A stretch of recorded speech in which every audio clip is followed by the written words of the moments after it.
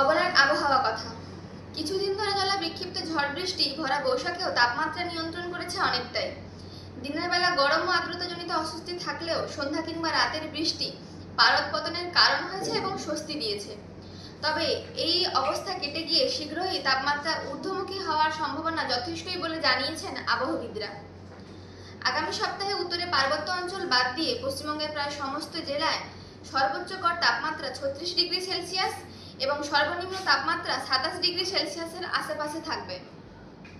মে মাসের শেষ 2 সপ্তাহে একটি ঘূর্ণাবর্ত সৃষ্টির আশঙ্কার কথা জানিয়েছেন আবহবিদরা। এর সঙ্গে সারা পৃথিবী জুড়েই এল নিনোর প্রভাবে আবহাওয়ার খামখেয়ালিপনার বিষয়টা তো থাকছেই, যেমন বিভিন্ন ঋতুকালীন আবহাওয়ার বৈশিষ্ট্যের অসাম্য, অসময়ে অতিবৃষ্টি, খরা, সাইক্লোন ইত্যাদি।